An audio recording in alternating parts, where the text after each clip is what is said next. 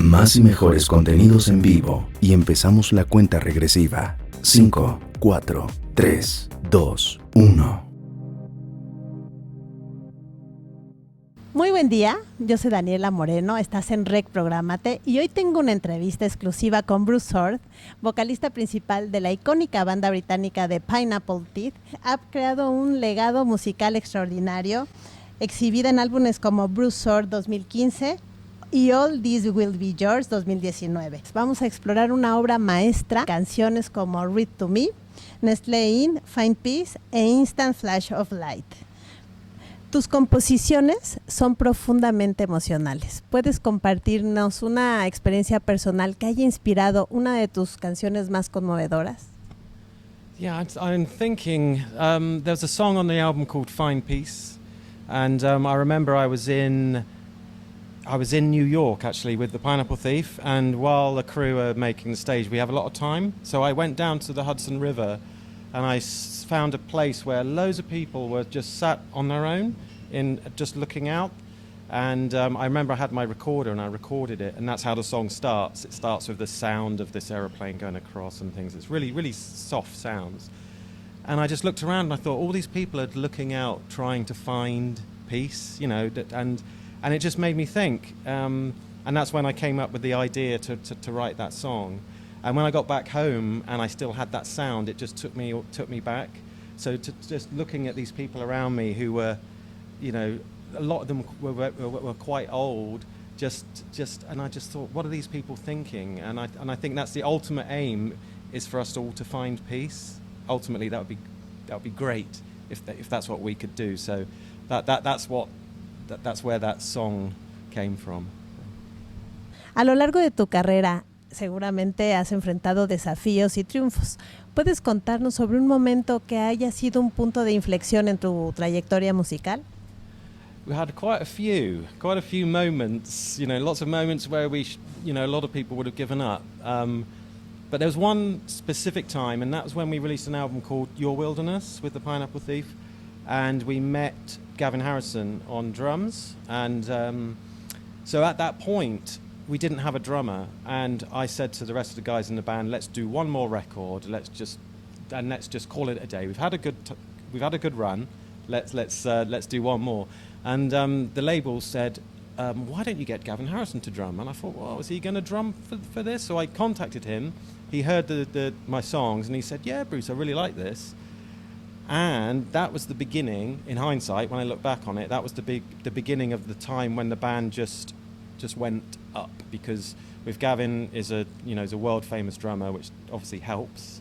But he was just a great fit for the band. And then all of a sudden, more people were coming to our shows, and then you can do bigger tours, and the whole thing just has a life of its own. So all those years of struggling as a band, which so many bands do, all of a sudden you can find yourself, well, we're doing it, we're in a tour bus, we're playing in big, to lots of people. So yeah, that was the moment I can pinpoint it. Canciones como Read to Me, Nestle, Instant, Find Peace. ¿Qué te motivó a crear estas piezas? Yeah, I think that the inspiration and where it all came from, and I think we all share this, is that life is so fast and hectic, and it can pass us by so quickly. And modern life, especially, is I just wonder, with all the progress that we've made, how many people are actually happier? You know, are we actually happier? And that's the big question that with finding myself sort of growing older, you have a different relationship with time. So all this kind of thing, and I was looking at my family, my children growing up, and then you look at the world, and let's face it, it's a bit scary what's happening in the world right now. So you take all of that, and then you try and think, well, actually, what's really important? What is important? And it's not really working as hard as you can all your life. It's actually, I know it's all obvious stuff, but it's spending time with the people who you love, ultimately, with your friends, and and the kind of things that when you become very old and you look back on your life, you probably would regret that you worked too hard and didn't spend enough time on the important things. So that's where the songs came from, and it was supposed to be a positive thing. When the song finishes, it's not about, oh no, this is so sad. It's actually a positive thing, that life is a good thing and that we should get the right perspective and just enjoy it as much as we can. That was really it.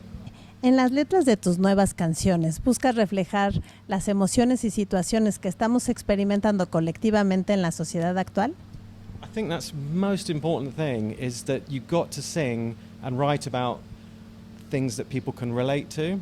And the people that come to my shows and the ones that I see afterwards, and they say, oh, Bruce, you feels like you're really talking to me when I listen to your music. And when they say that, it's like, that's exactly what I want to do, because we are all sharing in the same emotions. All of us living these lives and watching what's happening in the world. All of us are sharing it. So that's it. You've now hit the nail on the head, really, with that one. Para los jóvenes músicos, ¿qué te gustaría dejarles como legado mientras navegan por sus propias cosas personales y musicales? It's a lot of, because I mix quite a few bands and young bands, and one question that they have for me is, how can we get our music heard? How can we keep doing music? How can I become a musician as a living? You know, because it's not easy. And I say, actually, you're living in the best time, because when I was young, you had to get a big record deal. You know, there was no internet, there was no streaming, there was no YouTube. And now, if you're good, then you can go onto YouTube, you can get your music out there, and people will come. But the big lesson for me is that you've just got to write the good songs and play them as best as you can, and then people will come. So that's my one piece of advice. The other one is that a lot of bands just don't give it enough time. So it's not, if you want to become a professional, as lucky as I am to be making a living out of music, it's a lifetime. You've got to want to do it for your whole life, not just, I'm going to do it for 5 years or 2 years, and then if it doesn't happen, I'm going to give up and get a job. And also, there's no shame in having a job that you maybe don't like, but because that will pay for you to do your true passion, which is to do music. So that's my three nuggets of advice. A lo largo de tu carrera, ¿hay alguna experiencia específica que consideres un tesoro? ¿Algo que haya dejado una huella imborrable en tu corazón como artista? I think the one experience, and it's one that you always dream of when you're a kid, when you first buy your guitar or whatever, you just dream of standing on stage and seeing the people in the audience who are singing your words back to you. And the first time that I really saw that happen was with Your Wilderness, and there's a song called The Final Thing on My Mind. And I would see people, and a lot of couples, and some of them were crying and things like that. And I'm like, you know, that's why music is doing that, you know, to you. And so it was quite an overwhelming experience, but a really beautiful one, to be honest. And I'll never forget it. When I saw that for the first time, I was like, am I making music that is strong enough to actually make these people cry? So, you know, in a good way, I hope, crying in a good way. So, that was a really special moment. En tiempos difíciles, tanto a nivel personal, ¿cómo encuentras la fuerza para crear música y seguir inspirando a tus seguidores? I think that's what really does keep me wanting to make music, because it's the only way to try and understand what is going on and to make sense of it.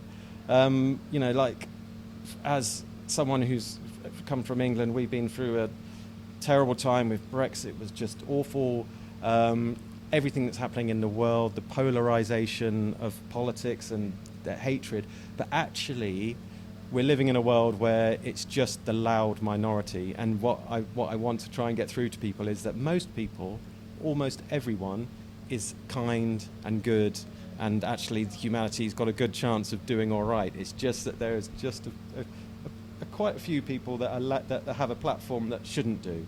And so the songs, so, you know, when I write these songs, I kind of trying to remind people that there are lots of people, you know, like us, and we should all stick together.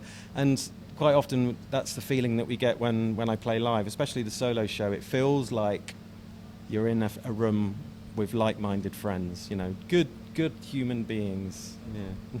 Cuando te sientas a escribir una nueva canción, ¿cómo canalizas tus emociones y pensamientos en la música? ¿Sigues algún proceso creativo específico? Yeah, I see. Well, there's that old chestnut of inspiration. You know, as a songwriter, and I'm lucky enough now to wake up every day and think, oh, my job is to write a song. You know, it's a strange feeling, but you can't obviously do that. You can't wake up every day and have that real passion to say, I really want to write a song. So you've got to wait for that moment, and then when that moment comes, you've really got to use it and to go. And luckily, for me, it still seems to be happening. The inspiration, thankfully, it still comes. So it's just everyday life is just inspiring as a songwriter. ¿Has recibido alguna vez un mensaje de algún fan que haya sido especialmente conmovedor para ti? Yeah, I think I have a theme with when I get messages where someone has clearly spent a long time putting their thoughts down, and they always say, I'm really nervous to send this to you, I'm really sorry to take your time, but they always say to me that your music brought me through a really difficult time in my life. They always say that, and when I read that, I'm like, it's quite profound that someone could say that to me, but it's also, you know, it's a wonderful feeling to think that writing a song and putting music out has really helped someone through a difficult time. So yeah, that's really special. Entendemos que el estrés puede afectar nuestra salud en ocasiones. ¿Alguna vez te has enfermado con algo específico después de una gira o justo antes de una? ¿Notaste si estaba relacionada con alguna emoción que estuvieras experimentando en ese momento? Yeah, it's a big thing, modern, and that's what a lot of the album is about, is the pace of life. It's almost too much. And you can see everybody around me has just got too much to cope with. And certainly in the music business, it's very stressful, and I've seen it happen, you know, a lot. But I'm lucky, actually. I'm lucky that for me personally, I seem to have it under control. Although recently, the last couple of months have been quite stressful. But I'm lucky. It's never been so bad that it's affected my health. But I do think that and when you look at the subjects of a lot of my songs, that's exactly what it's about. Because I think people have forgotten what they need to focus on, which is actually living a nice life in good health, basically, yeah. Quiero expresarte nuestro agradecimiento por tu aventura, por tu sinceridad, y en nombre de todo el equipo de Reprográmate, tengo el placer de presentarte esto creado especialmente para ti. Gracias por tu inspiración y por tus melodías. Deseo que tus éxitos continúen por siempre y que sigas tocando corazones. Nos vemos pronto en Reprográmate. Yo soy Daniela Moreno y esto ha sido todo por hoy. Síguenos en Instagram con temas de actualidad, bienestar físico, mental y emocional. Escúchanos en Spotify, iBooks y Amazon.